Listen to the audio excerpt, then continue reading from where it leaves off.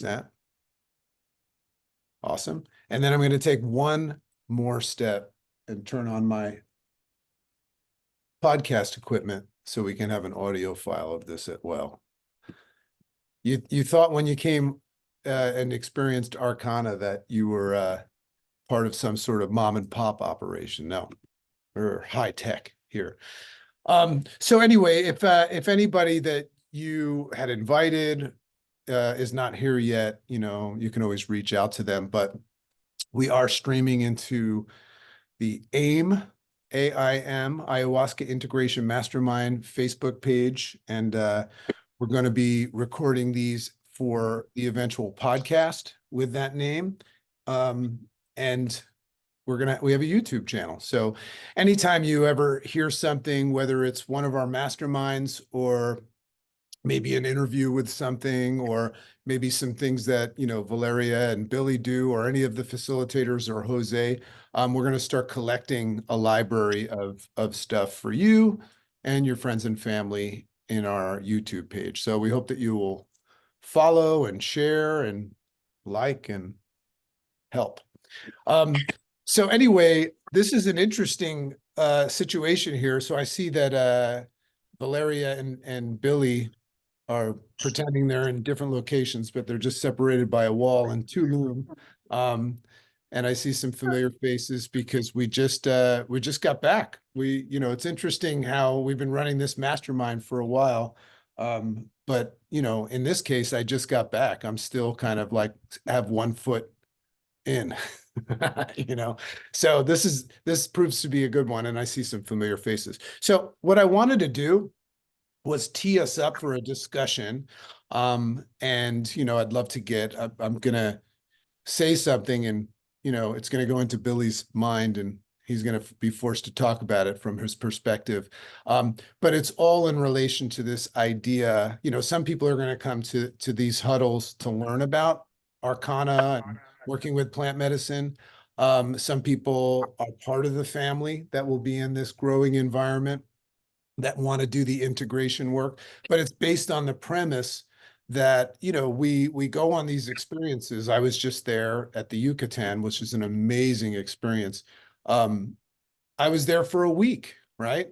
And Myles has his Make Sense glasses on. I do too. So I was just there for a week, and it was an unbelievable experience. And I made all these amazing breakthroughs and distinctions.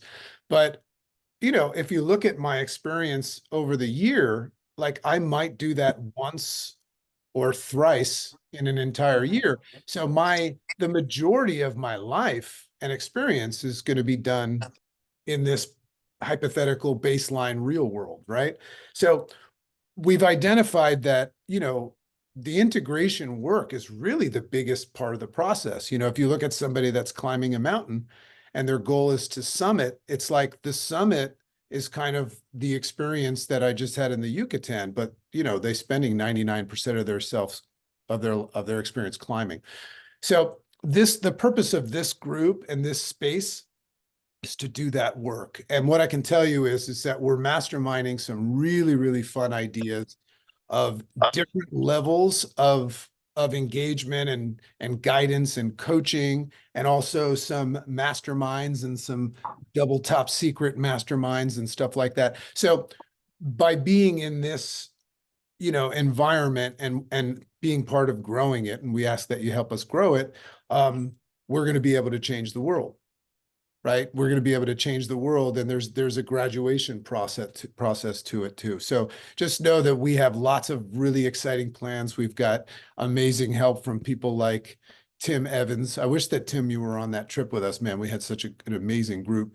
And of course, hopefully he'll be able to join us, the Chief Dharma Officer himself, Jose. So what I'm going to do now is just share with you something that's fresh on my mind since we got back. And maybe we can make that a little bit of the process.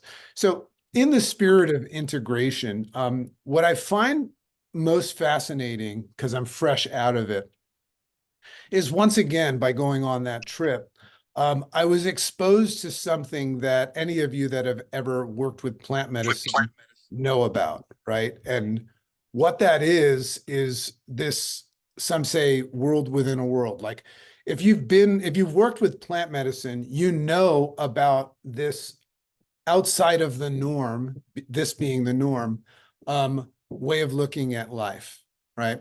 So that's what makes you different than everybody else, is you now know about something. You've been exposed to this higher level of consciousness and thinking. So the real challenge that we have, once you know about that, once you have been exposed to something, but everybody else doesn't know about it, the challenge of integration when you go home and integrate it into your life is it's going to require an outside of the box approach. I mean, to just give you an idea. So, I'm somebody that's gone multiple times now. And even my friends and family that know a little bit about it because they've seen me and they've seen me improve and stuff, it's just so obvious that it's impossible. And it's one of the 7 Ps that Billy taught us, and Valeria, about it's impossible to teach and preach this stuff because it's unknown. It's abnormal, right? And we have to also remember that in this world, there's a term that I use called autonomy supportive, which means that I have to be in support and acknowledge of everybody's autonomous situation.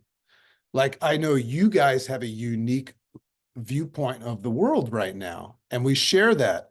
But, I don't know, the last I checked, there was 8 billion people, and there's 25 of us here right now. So when we look at the outside world, we can't just look and say they're different than us. Everybody's different, but we have to understand that they just don't know, right? So the question is how do we integrate this stuff into our lives when our lives are spent primarily in a space of a society that doesn't understand this? In fact, in large part, thinks it's crazy. I mean, there's also one of the reasons we're working on creating, a more secretive environment for high-performing people. One of our ideas is because a lot of people want to experience this and learn about it, but don't want anyone to know about it because they don't want to associate with it. So that's the reality out here. So that's the topic I wanted to bring up.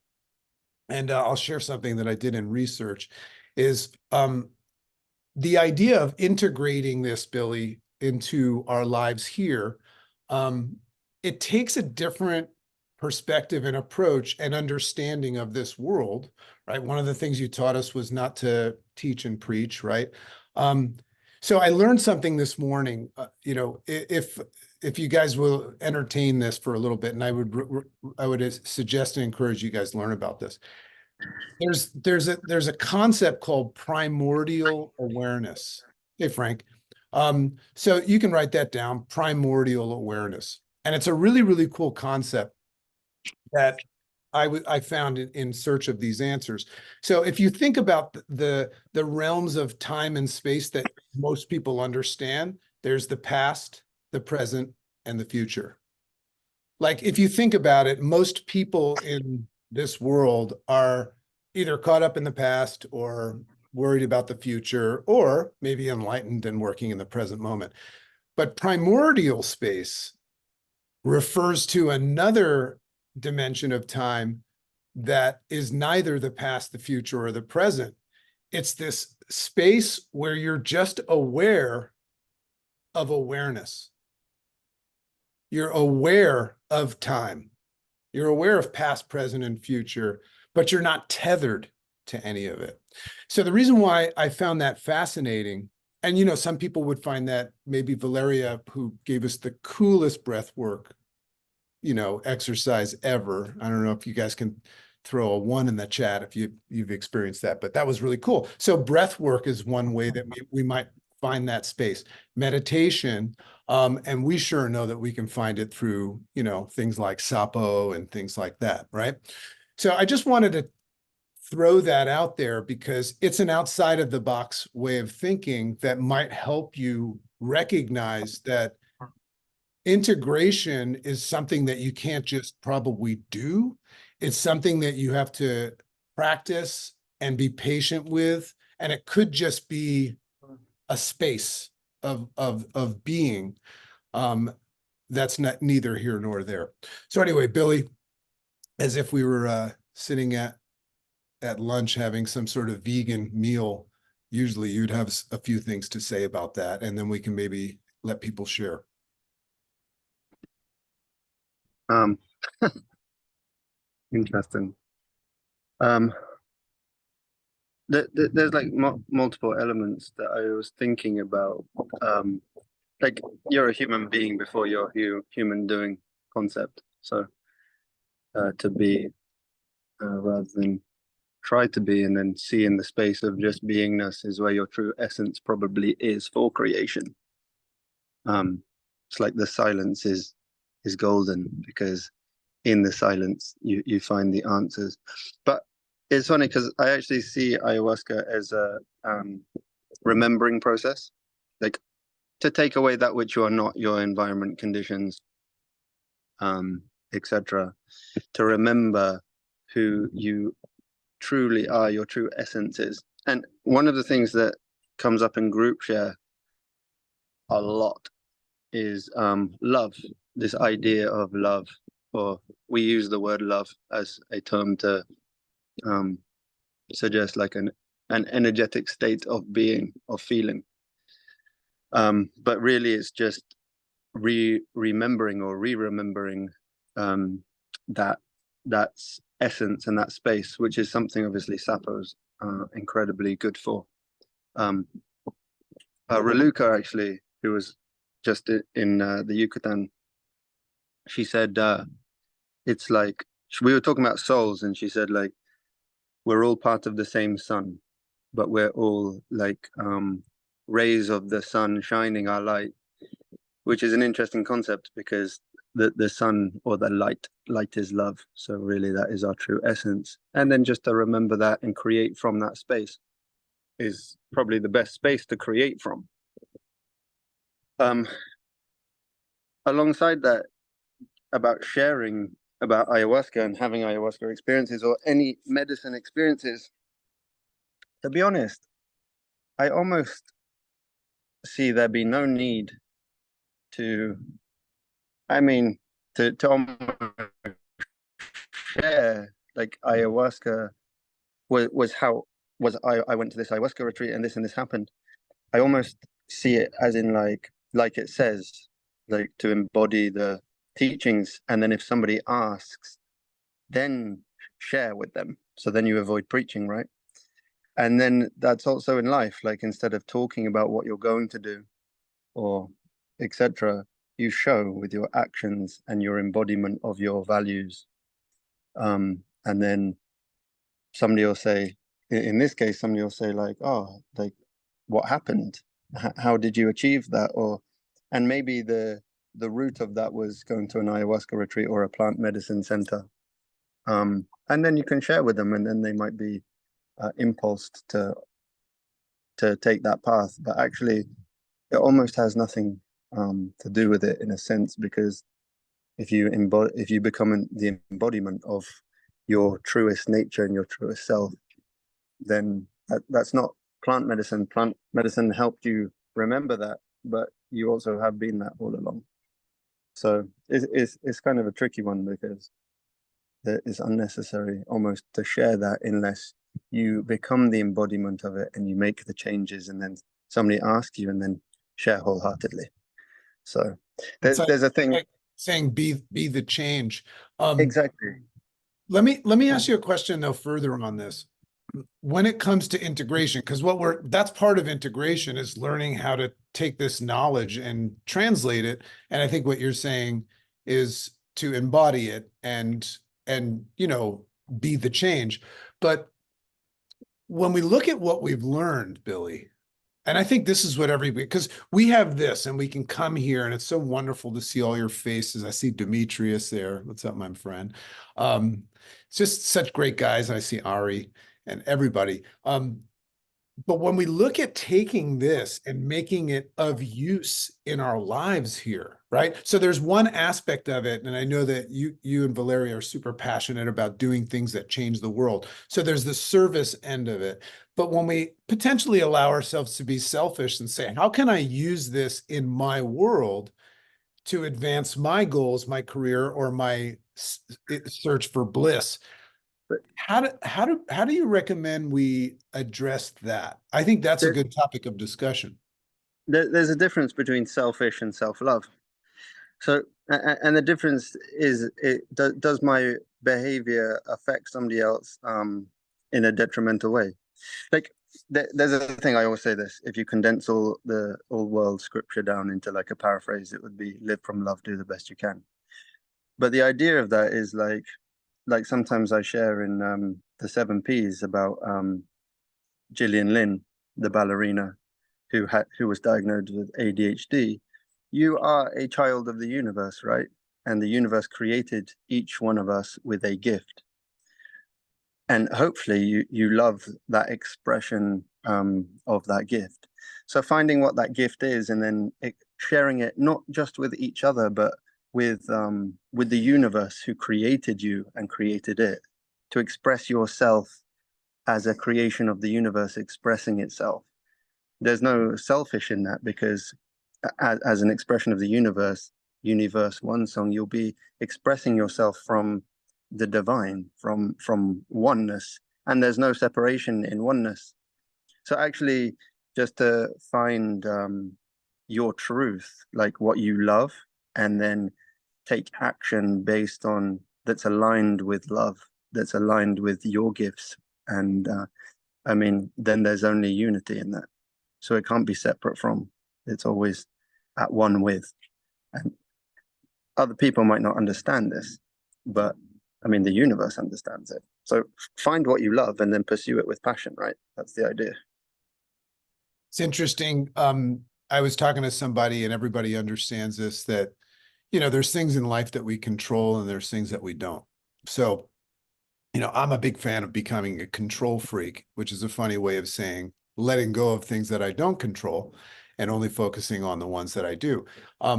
So what that unveils is that the only thing that we really control, we don't control the stimulus or the stuff, we control how we perceive and respond to it. So that's one thing that I have been practicing is, because I know that there's more to life than this, and I'm not tethered to what I used to be tethered to, because which formulated my creation. It gives me the ability to not take things even so seriously or personally. It's helped me. What plant medicine has helped me do is flip a switch and move less from the position of a participant in things and more of an observer, and give myself some time to think about it.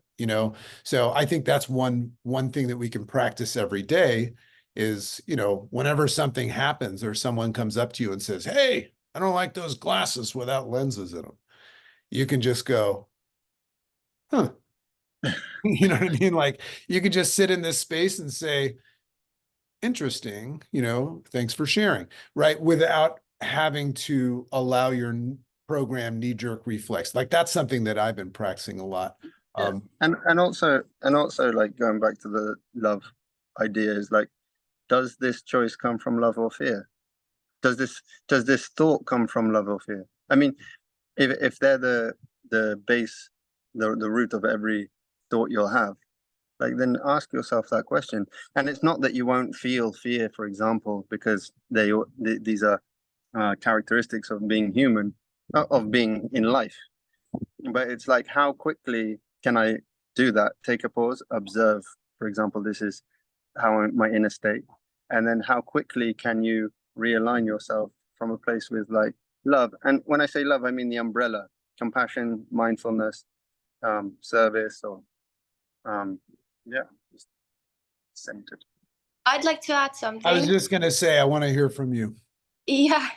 What came into my mind was that what medicine teaches you to trust this higher power. And that was for me like the biggest takeaway that after my first ayahuasca retreat was I went back to life just trusting that whatever choice I'll make, it will just perfectly be fine. Everything, like in ayahuasca, it sometimes feels like, oh my God, why did I do this to myself? I am struggling here. But in the end, trust that tomorrow or like in few hours, everything will be fine. And if you take that into your life, if you want to quit that job, if you want to do something you never had the courage to do, now possibly you have the courage because you know that there's a higher power supporting you no matter what you do. And if you apply this, like I actually quit my job after doing the ayahuasca. I quit it twice, and I had the courage to just live my life not knowing what tomorrow happened. And beautiful thing happened, like more beautiful than I ever could like dream of. So yeah, I just wanted to share that. And also, if you have been into these plant medicine retreats and you come with this beautiful energy, so how you can maybe help others who don't understand it is just to be kind and with compassion towards everyone you encounter. That's how you can spread that light to everyone. That's so powerful, and that kind of probably answers a lot of questions that people have. The word that I kept hearing now that I'm fresh and off of another experience was surrender, right? And that kind of lends to what you just said is, trusting the process requires surrendering. But the question is what are you surrendering from? Is it your ego? Is it your programming from your mother, father, teacher, preacher? In Vipassana, what you're surrendering to is craving or aversion, which is the root of all misery. So wanting for more or different, and then or pushing away like that which is close, and then actually in the present moment, in the abundance of the infinite now, like the eternal now, you actually have everything. And then when you are silenced, the whole universe surrenders, right? So then everything around you starts aligning itself. Like so then you're surrendering in that sense to craving or aversion. Like and then you'll find the peace and the power of the peace in the present. So powerful for anybody that has worked with ayahuasca. Like we were joking and saying, like, if we were to make a shirt for Arcana, and what would the slogan be? It would say, "This ain't no fucking vacation," because it's hard work, right? And then you look at Sapo, and I had so many conversations with people, and this is an analogy of life, is that you get to this juncture where you have this opportunity to either try to control it or surrender to it. And the idea of surrendering is like extremely frightening because, it's like you don't know what's on the other side of it. But then to Valeria's point, through practice in surrender, you find out that everything is not only okay, but it's better, Ari, my brother, who still looks thin from his trip. You got a question? Oh man, I've eaten a lot of meat and cheese since that trip, so I don't know how thin. It's good to see you, handsome sir. Billy and Valeria and JC and whoever. Here's a question because I'm struggling with this personally.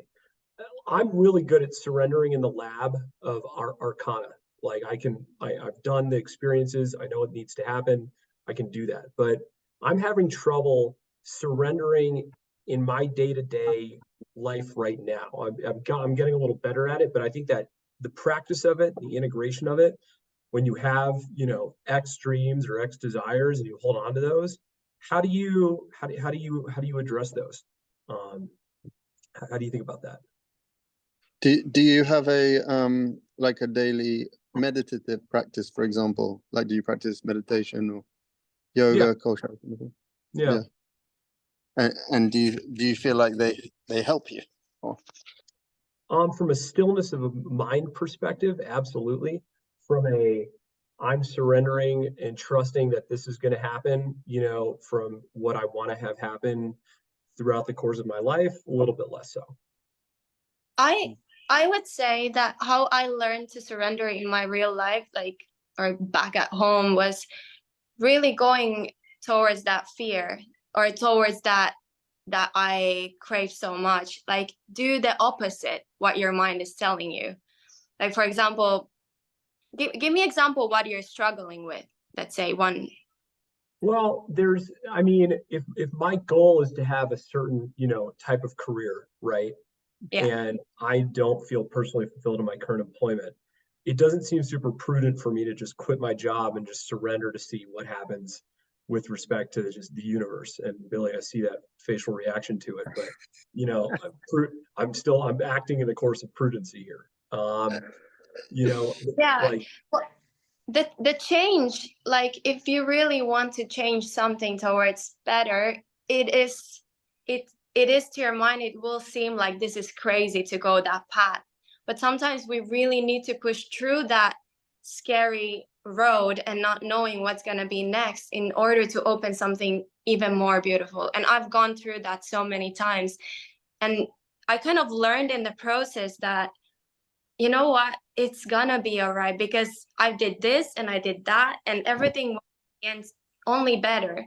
So it's kind of like a learning process also back home to kind of just trust. And I'm not saying you have to go and quit your job, but take a little baby steps towards what if, start planning, start manifesting, start writing a manifestation journal, what you want your life to look like. And slowly you will see all the doors open for you. Does that make sense? yeah, I think I'm just impatient, If Yeah. I do all that, I think there's a patience element of just like trusting and surrendering it's going to come at the right time. I think And I think you also have to surrender to the process of surrendering. It's not like a switch that you Yeah. click off. I mean, there's a reason why people return. I mean, I think, Billy, we had 12 returning people on this trip. Like, why would those people, if they had all the answers, they wouldn't be there, right? So I think that it's not something that we just do. So maybe you're not struggling, bro. Maybe you're just in the process of figuring out how to do it one day. You know what I mean, Billy? I love that. Yeah, I love that. And again, that comes down to trust and surrender that actually you are in that process and everything's going to work out for you. I mean, Just the thing that comes before any breakthrough, if you observe it, is struggle. I always say, isn't it interesting how the universe and God has mysteriously placed everything that we desire on the opposite side of a piece of shit? It's when we get in the shit, we start saying, how do I get out of the shit? And I say, you're right where you need to be. You just need to learn how to be a shit navigator or something like that. So I think I think that probably is something that's going to help a lot of people, is just to recognize that if you're trying to figure out how to stop struggling, maybe the obstacle is the way, right? And back to what Valeria said, the concept of, trusting the process and surrender is to just acknowledge that you might be right where you need to be. And maybe you don't need to rush it. Like I've already got plans to go back in May and the end of the year next year. I mean, why would I do that? It's by no means is it a party, Ari, and you know that. We had some rough times, So I'm not a glutton for punishment, but I know that it's a process that we have to keep working. I'll also add, like in alignment with what Valeria is saying, is like, okay, so if you don't, for example, let's say you have a job that you're not enjoying, and what your want or your desire is to have a different job, then first obviously identify the job that you want and then backtrack. So from, if that's your end goal, then take steps backwards to figure out what action you can take today, which is going to move you in that direction. So it's not, today is not quitting your job, but it might be like, right, this is the job that I want. You start applying for those jobs, you go to interview, and it's like, just take steps towards in the direction of what you do want, what that goal is. You don't have to do it all today, quit the job and get a new one today. You just start aligning yourself in that direction. There's a thing, no wind is favorable for a man who knows not what direction he sails. So pick your final destination and then just like slowly turn your sail and then surrender to the wind, which will carry that, which is obviously this divine energy or universal aligning energy. I love what you just said, man. That's awesome. So everybody down, we do this for an hour. If you look at the bottom of your screen, you should see a reaction button that has a hand raise. If you want to, we'd love to hear from everybody. And this is an opportunity to ask questions and mastermind about it, do the work. So feel free to raise your hand because we'd love to just have people share insights. We've got a lot of people here that have just come from the trip, and there's so much value. Remember, people watch this that are curious about going. So you could either share, what your current reality is, what it's like to be you these days, or ask a question. I've got a question that if anybody would like to also answer, which is like, we do integration circles, and in those integration circles, we identify, for example, 3 actions that you can take from the time you leave Arcana, which is going to move you more in the direction of your ideal life, or the life you would love to create. So the question I have is like, who or how many of you have done that, and what is it that you've done? Myles, you want to share what you've done?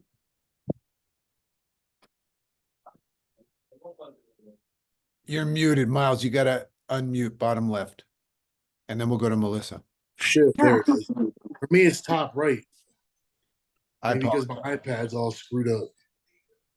I said, I'm down here, not just relaxing, but I'm networking with a lot of expats that live here, trying to learn the ways of how people move and what they're doing down here and how the landscape of real estate is here. And just, that's part of one of the 3 things I wrote down in the integration group. The other 2 I'm going to focus on when I go home on Monday. Is that something you normally wouldn't do had you not identified it, like he's saying, and decided to do it? Like, is that something you're forcing yourself to follow through, or is that Really was something? listening of the 3 things that we talked I mean, about. I'm a What are we starting to I'm a big procrastinator. our life create? Myles, you're muted again. We got a little bit of background noise. Go ahead, Myles. There, sorry about that. Go ahead. Oh, no worries. I said, normally I'm a procrastinator by nature for like 2-3 years now. I'm coasting. I'm on cruise control, and I don't want to be like that.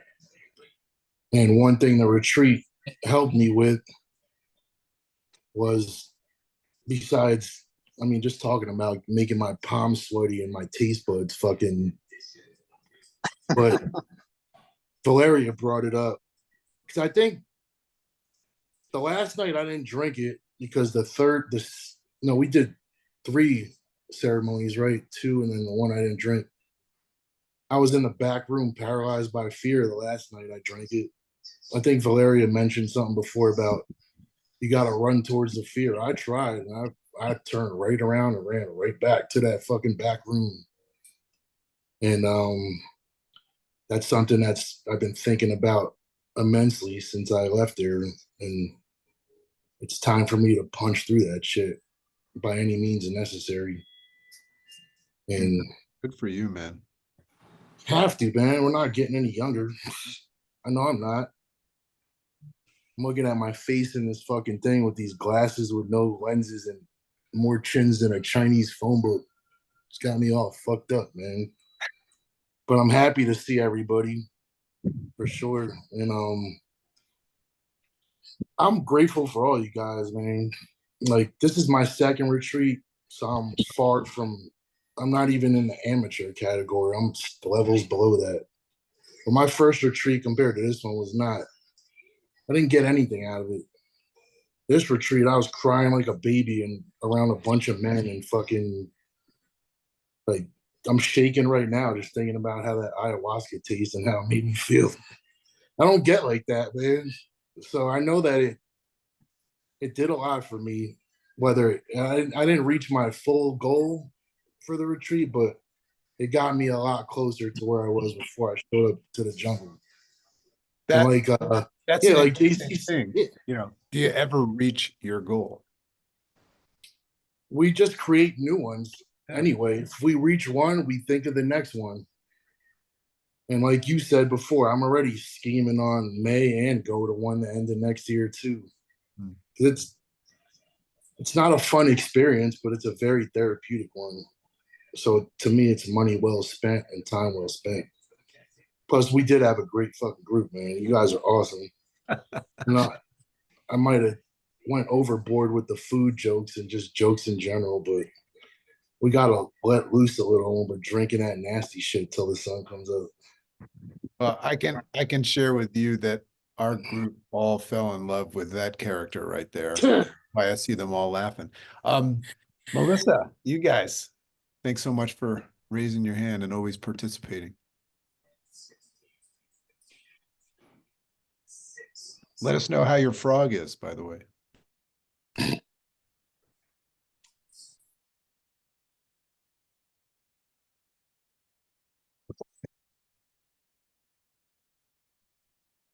Lose them? Oh, there they are. Are you guys, you just got to unmute. There we go. Sorry, Thanks, JC. user error. Okay, so we missed the first few minutes and I'm so bummed. It sounds like there was like some awesome breath work that happened in the beginning. But we're actually here on the East Coast for our grandbaby's first birthday. So we're definitely trying to make sure that we are partaking in this because I don't think you guys had this last month, right? Yeah, we did. Oh, then we missed it. My Yeah, bad. so, Okay. so they're all streamed into the thingy. Yeah. Facebook. Okay. Sorry. So to answer your questions, Billy, when Nicholas and I were first in the Amazon earlier this year, I mean, I can't really speak for his 3 goals, but they aligned similarly as a married couple, you would expect. But really it was being able to, like, if I could dream up the world that I wanted to live and create, it was just that, to be able to create my life and not just live in the society that has created a certain program, right? So being able to break out of that slowly is what we've been able to do. And, you know, I felt the calling to go back. And so we went back, and now my husband is wanting to go back. But through that journey to this point where almost a year later, it's been a slow, steady progress toward creating the life that we want and realizing that we are truly the creator of our life. From the minute we wake up, the intentions we set from our very first thought to how we go about the rest of our day is creating the world that we're living in. And so my husband and I are now just shedding all of the things that have been weighing us down living here in the United States. And that's selling all these material things, selling our cars, selling the house, just living minimally and being able to really live what you were talking about, JC, you know, not focusing on the future, living in the past, not even just in the present, but really, truly that awareness of time that you were talking about. That's something that we're becoming more aware of and really trying to hold on to that more and live from that point, create from that point. And when you create from that point, you realize just how much more vibrant life is. And you, like you were saying, Valeria, you can trust so much more from that point. And that's Without the distractions, without all the imposed distractions that we've created through this whole time before we understood. And now it takes patience, and to be in wisdom, it's the sacrifice. As soon as you sacrifice and you release everything and understand that we don't need to control every situation, you just go into it with a full heart. It's interesting today. I received I don't know who follows any tarot ancient wisdom, but as my card pulled today, it actually aligned completely with what you guys are talking about. So I wanted to share what it means. It's the Hanged Man, if anybody's familiar. So the Hanged Man, it's meaning your perspective is shifted. You basically understand that it's time to let go and submit to what's going on, and the knowledge requires patience and thought. And then as you understand sacrifice and the need for patience and restraint, choices in your life become carefully considered, but it becomes, let me go back down here. When the master does nothing, there is nothing that goes undone. So as you take things gracefully, gives you time to pause and reflect and trade one thing for another as the universe brings you what you need in every decision. So in modern society, it sounds crazy to let go of control, right? But the ancient masters knew that it's often better to let nature take its course instead of trying to control things. Everything is vibration, is calm, is peaceful. The mind creates a vibration that only allows for perfect harmony to manifest in our world. Take your hands off the wheel for a while and allow your world to take shape for itself. Essentially, I just wanted to share that. That's It's so pretty- amazing how close that is, you know. Yeah. I was just like, okay, Yeah. I understand already. It kind of means maybe I'm in the right place. Yeah. Right. No matter what, we've got a billion things going on. I'm so sorry for all the distractions, but we had to be here. Sorry. Go, Billy. I was just thinking that, like, while you were reading that, like, about things that, I mean, personally, I find so beautiful, like the sunrise or the sunset or the stars at night, and how much of, or the ocean, the sea, the waves, the ocean, and actually how much of that do we control? Like none of it. And what that is complete natural order, the natural order of things, and within the natural order of things is where, like, the magnificent natural beauty happens within our lives as a microcosm of a microcosm, and within the natural order of the earth and the cosmos. So Yeah, There's that's a the struggle. fun game you can play. Oh, go ahead. I'm sorry. Go ahead. No, that's the struggle that I think everybody's dealing with, and the thought of integrating keeps that awareness, keeps your no, what is the word? Release, submission, sacrifice, surrender. Thank you. I mean, we have to remember something, like if we're all seeking the proverbial light, it doesn't even exist without the presence of darkness. You wouldn't even know it, right? So the game that I like to teach it's called drifting and shifting, you know, and it leads to minimization. You know, if you come home from this retreat, it's very easy to see how far you and the world has been drifting because now you know about something, right? But it's that moment where you start to acknowledge the work that's required to shed the things that are causing you to drift, right? It's not just a decision, I'm going to shift. There's work involved in it. And like, you know, Ari, you know, it's like, that's the surrendering. Like we should have a t-shirt that says surrendering sucks, you know? So yeah, that's a big thing. And then when you look at minimization or becoming a minimalist, because my wife and I live like that, it doesn't mean like living in a teacup house and only having a fork and a knife. It could be that, but it just means to evaluate your life and look at anything that no longer applies and go to that baseline where you start to say, and by the way, sometimes it's people we have to look at as well, right? And some of them are people that are very close and tethered to us. So minimization is to shed anything that leverages the drift and only focus on things that are promoting the shift. Sounds great on paper, but I would assume that I'm going to work on that for the next 30, 40, 50 years or however long I'm alive.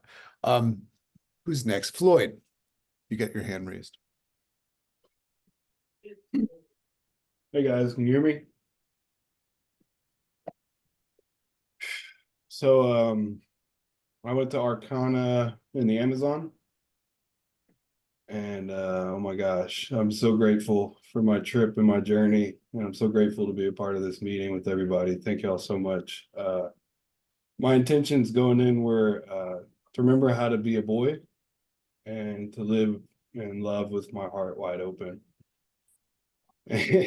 And how I got at that and a lot more. The everybody down there in Arcana, from Amani, Luke, Caesar, Manuel, man, there's just a bunch of angels down there, and a piece of my heart will always be down there. And I'm trying to go back February 10th of next year with my cousin. He's already booked his trip, so I'm gonna try to make that happen. Man, I had my second ceremony on ayahuasca.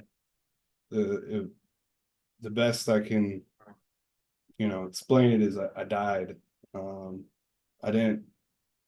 I was resistant so much to the medicine, and I didn't trust the medicine.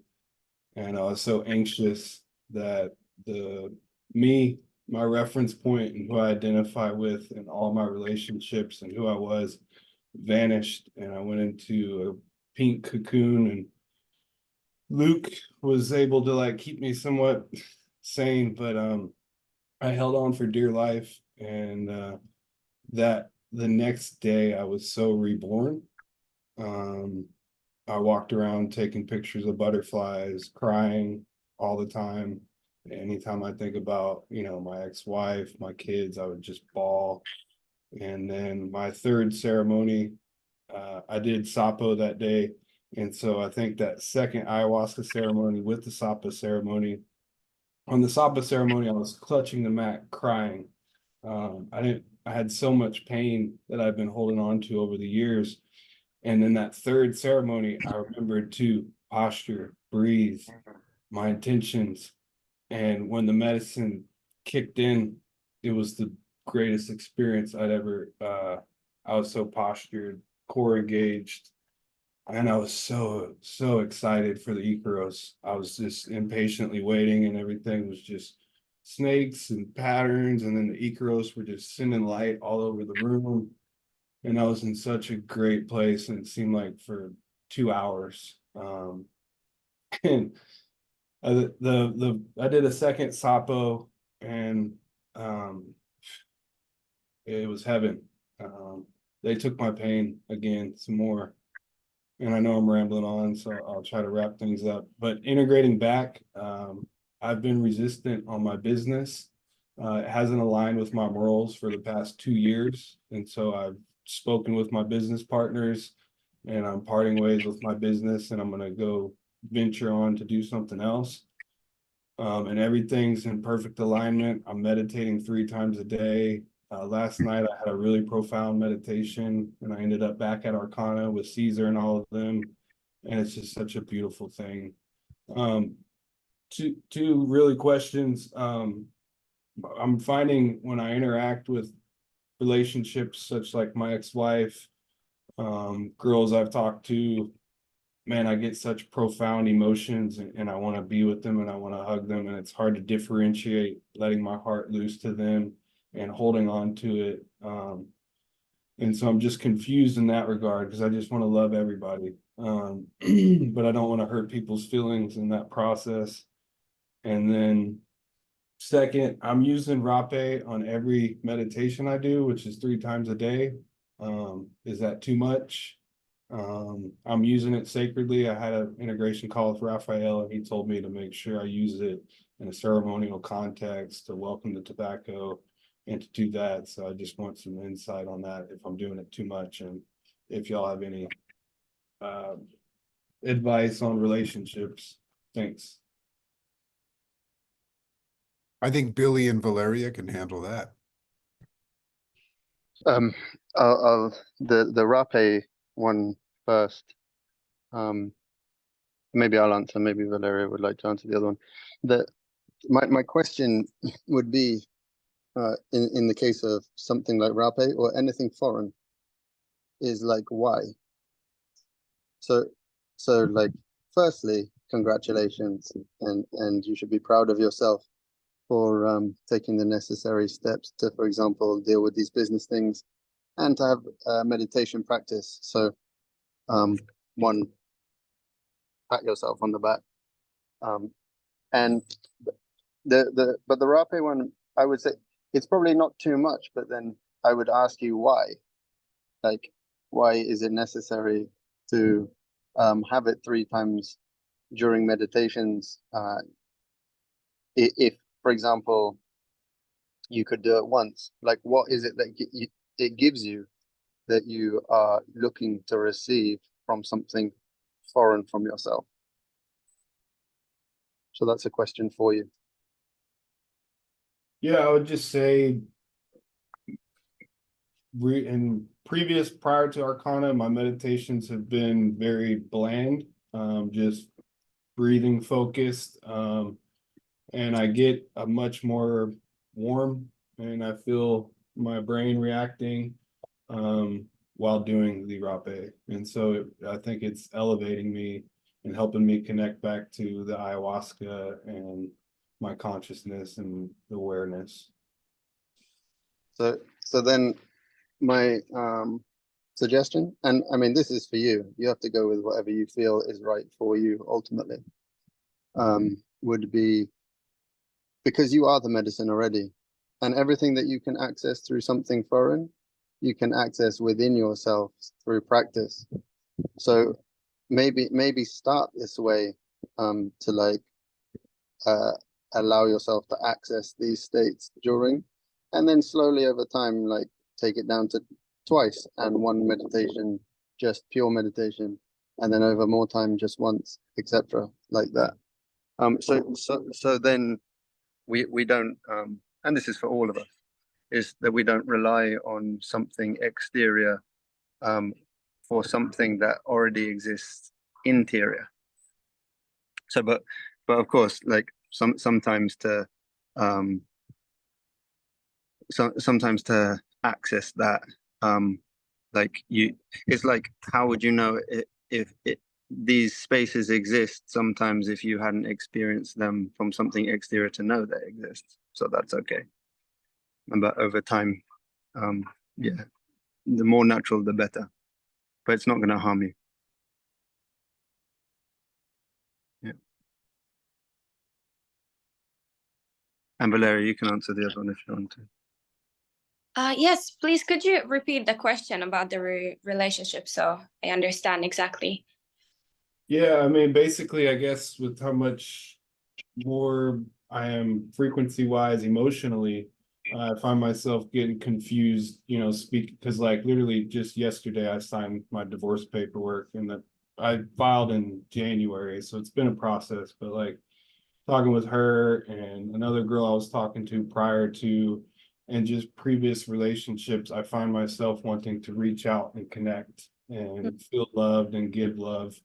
And I'm just worried of hurting other people in that regard. And how do you make distinct between? Well, you can, for me, what came into my mind was like, you asking this question is already kind of, the answer, because you don't want to hurt other people, and you're reaching out to them maybe from your previous habit, but deeply inside you kind of know what you need to do.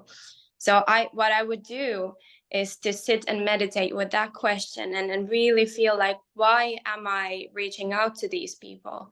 Is it really from love, or is it that something in you is seeking still from that relationship? And it can be just energetical, but sometimes, have you heard about cord cutting? So it's something related to energy between you and someone else. And when we keep going back to those relationships, no matter what is the situation there, we have still this energetical cord that is still holding us back from actually letting them go and letting us go energetically, and be in that state where everyone is actually energetically cleansed, if that makes sense. So if I don't have the direct answer for you, but what I would do if I were you, since you do meditate 3 times a day, just really take that question and dig into your mind and your heart, like, why is it exactly why I'm reaching out? And if there's no really a purpose to that, and it's, you think that it's hurting others, maybe you have the answer, but I don't want to just give you. Do you understand what I mean? Yeah, I hope. you just brought up an interesting thing about human beings is we often ask questions to see if the answer we already have is right. You know, so, you know, once again, we could lean back on one of the themes of this huddle, the idea of surrendering to the process. Maybe you don't have to worry, Floyd, so much about doing it right or wrong.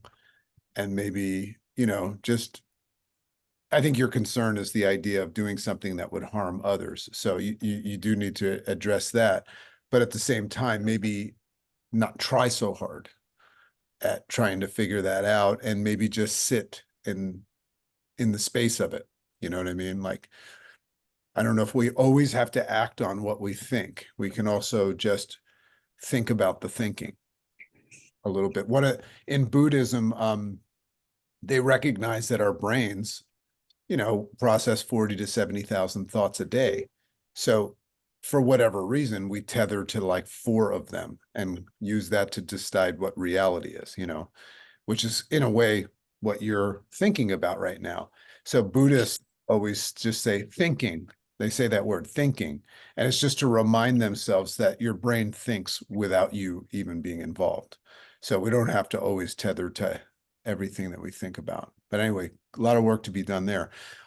We'll have time for Trace and Sonia, but I just want to remind you guys, stay in touch through the AIM web Facebook page. We've got a Telegram account, and we also now have a YouTube channel.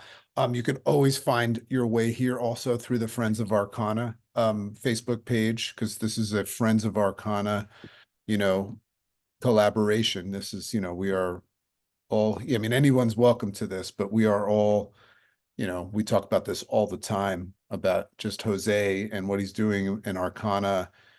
You know, it's just, in my opinion, second to none, you know. So I just want everybody to know that this is in support of that vision, and there's a lot of fun stuff happening there. So stay connected, reach out through everybody, and stay together. We meet once a month, but there's a lot of other things that you can do in the interim, like interact in the social media environment.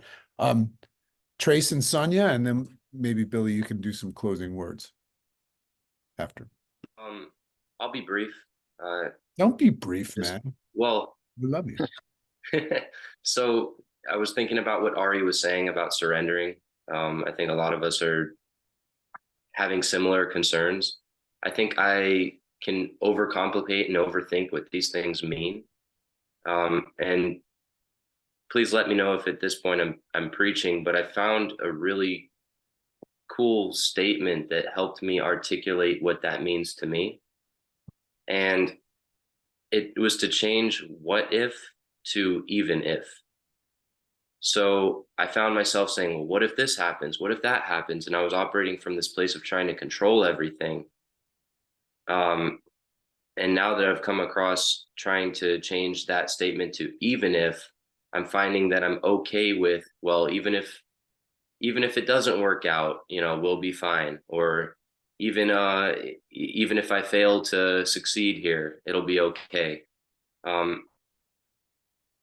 Like I said, I'll be brief because that's kind of where I left it. It's just something new that I'm exploring, but I wanted to share it because I found that it's giving me a lot of relief. Like it definitely feels like surrender.